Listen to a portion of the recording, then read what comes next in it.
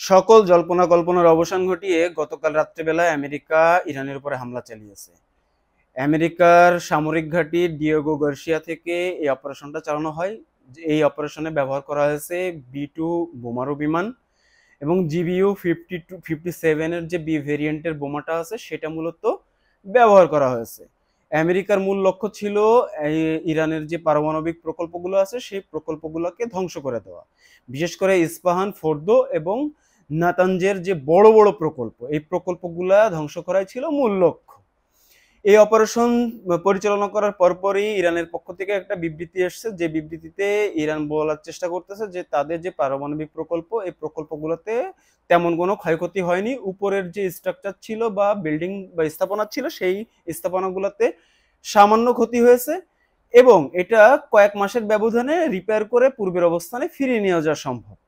অন্যদিকে আমেরিকার পক্ষ থেকে বলা হচ্ছে যে এই হামলার মাধ্যমে ইরানের ভিতরে যে বড় বড় পারমাণবিক প্রকল্পগুলো ছিল সেই প্রকল্পগুলো সম্পূর্ণরূপে ধ্বংস করা হয়েছে।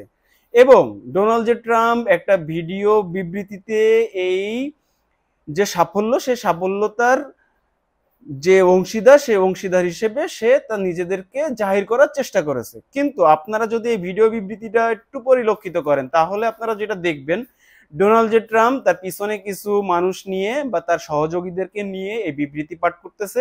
বিবৃতি পাঠ করার সময় ডোনাল্ড জে ট্রাম্পের যে স্বাভাবিক যে বডি ল্যাঙ্গুয়েজ সেটা আমি পরিলক্ষিত করিনি। তার মুখে এবং তার শরীরে আমি দেখেছি বিশাল ভয়ের একটা ছায়া, এবং তার পিছনে যারা দাঁড়িয়ে ছিল তাদের ভিতরেও কোনো হাসি বা বিজয়ের যে একটা উৎফুল্ল বা উল্লাস সেটা আমি পরিলক্ষিত করিনি। অন দ্য আদার হ্যান্ড আমি যেটা দেখেছি সেটা হচ্ছে তাদের ভিতরে একটা ভয় বা আতঙ্ক কাজ করতেছে যে যে কোনো মুহূর্তে তাদের ভিতরে একটা বিপদ বা আক্রমণ আসতে পারে। আসলেই আমেরিকা ইরানের উপরে হামলা করে ভুল করে ফেলেছে। কি ভুল করেছে সেটা আমি আপনাদের সামনে আংশিক ব্যাখ্যা করতেছি। সেটা হচ্ছে ইরান এখন পর্যন্ত ইসরায়েলের পরে হামলা চালিয়েছে, সেটা হচ্ছে প্রতিরোধমূলক, অর্থাৎ ইসরায়েল হামলা চালিয়েছিল তার পাল্টা জবাবে ইরান হামলা চালাইছে। কিন্তু ইরানের দোরগোড়ায় অর্থাৎ মিডল ইস্টে যত আমেরিকার সামরিক ঘাঁটি আছে সেখানে একটি হামলাও ইরান করেনি। কিন্তু এই যে আমেরিকা ইরানের উপরে হামলা চালালো, এর প্রেক্ষাপটে এখন ইরানের জন্য দরজা খোলা বা উন্মুক্ত একটা দুনিয়া তাদের সামনে বসে আছে। অর্থাৎ ইরান যে কোনো সময় যে কোনো স্থাপনাতে হামলা চালাইতে পারে। এবং আমি আশঙ্কা করতেছি বিশেষ করে ইরাকের যে সামরিক ঘাঁটিগুলো আছে আমেরিকার, এই ঘাঁটিগুলোতে আজকে রাত্রেবেলায় হামলা চালাইলেও চালাইতে পারে, এর পসিবিলিটি অনেক বেশি। পক্ষান্তরে ইতিমধ্যে আপনারা দেখেছেন যে ইরান থেকে ইসরায়েলের জন্য বেশ কিছু মিসাইল গিফট পাঠানো হয়েছে। ইতিমধ্যে সেগুলা আঘাত আনা শুরু করেছে এবং আজকে রাত্রেবেলায় আমি বুঝতেছি, এবং এটা আমার প্রেডিকশন থেকেই আমি বলতেছি, সেটা হচ্ছে ব্যাপক হামলা চালানো হবে, যে হামলা এখন পর্যন্ত বিশ্ববাসী কল্পনাও করতে পারেনি। আমি বলে রাখলাম, আপনারা এটা আজকে রাত্রেবেলায় দেখবেন। বিশেষ করে ইসরায়েলের যে সামরিক ঘাঁটি এবং নৌ বন্দরগুলো আছে, এই বন্দরগুলোতে হাইপারসনিক যে ক্ষেপণাস্ত্র আছে সেই ক্ষেপণাস্ত্র দিয়ে হামলা চালানো হইতে পারে এবং সেটা ব্যাপক আকারে হবে। পাশাপাশি ইরান যেটা করবে সেটা হচ্ছে আমেরিকার যে মিডল ইস্টের সামরিক ঘাঁটিগুলো আছে সেই ঘাঁটিগুলোকে লক্ষ্যবস্তু হিসেবে পরিণত করতে পারে এবং সেখানে বেশ হামলা চালিয়ে সেই ঘাঁটিগুলোকে ধ্বংস করে দিতে পারে।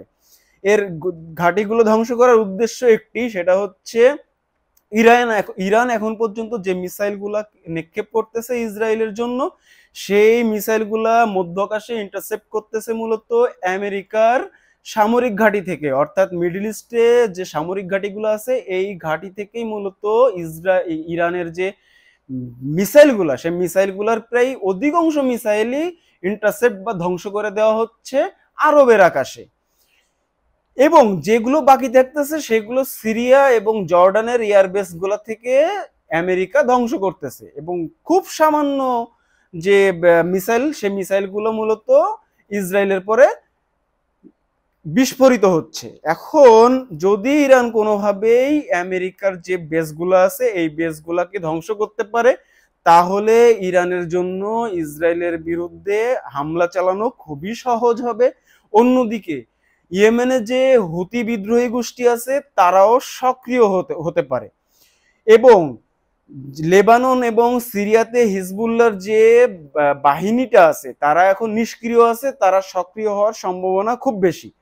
এবং এই সার্বিক কার্যাবলী আপনারা দেখবেন এক সপ্তাহের ভিতরে ডেভেলপ করে যাবে, এবং এক সপ্তাহ পরে আপনারা দেখতে পারবেন ইরানের পক্ষ থেকে বিশাল সেনাবাহিনী ল্যান্ড হয়ে অর্থাৎ আরব হয়ে ইসরায়েলের দিকে ধাবিত হবে। এবং যদি এই সব পরিকল্পনা সঠিকভাবে চলতে থাকে তাহলে পিছন থেকে রাশিয়া এবং চায়না এই ইরানকে প্রচুর হেল্প করবে। ইতিমধ্যে চায়না তাদের কার্গো বিমান দিয়ে ইরানের ভিতরে প্রচুর সমরাস্ত্র পাঠিয়েছে, যেটা গতকালকের নিউজে এসেছে।